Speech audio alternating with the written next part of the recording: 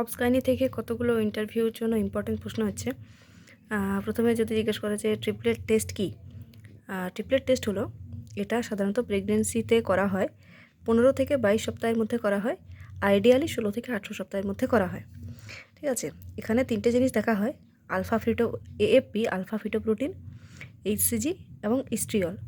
এটা দেখা হয় সাধারণত বাচ্চার কোনো ক্রোমোজোমাল অ্যাবনর্মালিটি আছে কিনা, মানে ডাউন সিনড্রোম টাইপের কোনো ডিজিজ বাচ্চার রয়েছে কিনা সেটা টেস্ট করা হয় এই ট্রিপল টেস্টের মাধ্যমে। তারপর হচ্ছে ওয়ার্ম চেন হচ্ছে এটি ডেলিভারি রুম থেকে শুরু হয়।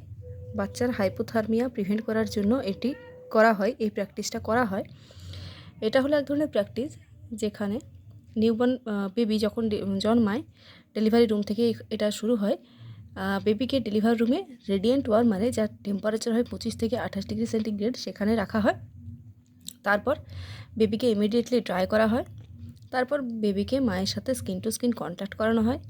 তারপর আর্লি ব্রেস্ট ফিডিং করানো হয়, রুমিং ইন করানো হয়, বাথিং পসপন করানো হয়, মানে চান করানো যায় না বাচ্চাকে 48 ঘন্টা অবধি। তারপর অ্যাপ্রোপ্রিয়েট ক্লদিং পরানো হয়, ওয়ার্ম ট্রান্সপোর্টেশনের ব্যবস্থা করা হয়, মানে বাচ্চা হসপিটাল থেকে যখন বাড়িতে আসবে তখন ট্রান্সপোর্ট যেটাতে আসবে সেটাও যেন ওয়ার্ম থাকে, সেই ব্যবস্থা করা হয়। আর প্রফেশনাল অ্যালার্টনেস বজায় রাখা হয়, মানে আমাদের ক্ষেত্রে আমরাও যেন প্রফেশনালি অ্যালার্ট থাকি, সেটাও এখানে দেখা হয়। তাহলে টোটাল 10টা কম্পোনেন্ট হলো, সেই 10টা কম্পোনেন্টই বলতে হবে ওয়ার্ম চেন জিজ্ঞেস করলে। তারপর হচ্ছে রুমিং ইন কি? রুমিং ইন হলো একটা প্র্যাকটিস যেখানে নিউবর্ন এবং মাকে 24/7 আওয়ার একটি রুমে রাখা হয়। এখানে বাচ্চা এবং মায়ের মধ্যে বন্ডিংটাও প্রমোট হয়, ব্রেস্ট ফিডিংটাও ইজি হয়, মানে ব্রেস্ট ফিডিংটাও প্রমোট হয়। তার সাথে মায়ের কনফিডেন্সও বাড়ে এবং মা এবং বাচ্চার মধ্যে রিলেশনশিপটা স্ট্রং হয়। এতে মায়ের বেনিফিটগুলো হচ্ছে, মায়ের কনফিডেন্স বুস্ট হয়, বাচ্চাকে কীভাবে কেয়ার করতে হবে সেগুলো সম্বন্ধে মা কনফিডেন্স পায়। বেবির নিড কী রয়েছে সেগুলো মা জানতে পারে।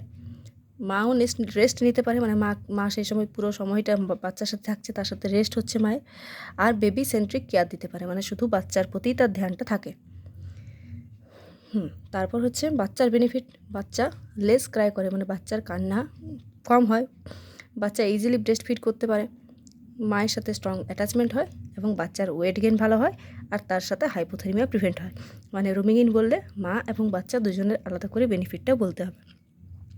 তারপর হচ্ছে ব্রেস্টফিড কন্ট্রাইন্ডিকেশন যদি জিজ্ঞেস করে, যদি বলে যে ব্রেস্টফিড কখন করানো যাবে না বাচ্চাকে, তখন হচ্ছে এটি একটা নিউমোনিক আছে, সেই নিউমোনিকটা হচ্ছে REAL।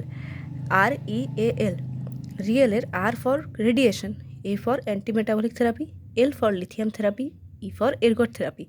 যদি মা এই 4টে থেরাপির মধ্যে থাকে তাহলে সেই মা বাচ্চাকে ব্রেস্টফিড করাতে পারবে না।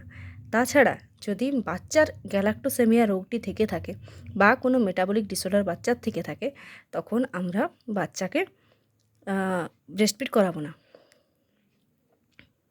তখন যদি বলে, তাহলে মায়ের যদি ওই সমস্যাগুলো, মায়ের যদি ওই থেরাপির মধ্যে থাকে, তাহলে বাচ্চাকে কীভাবে তুমি বাচ্চার ক্ষেত্রে সেক্ষেত্রে কী মেজার নেবে?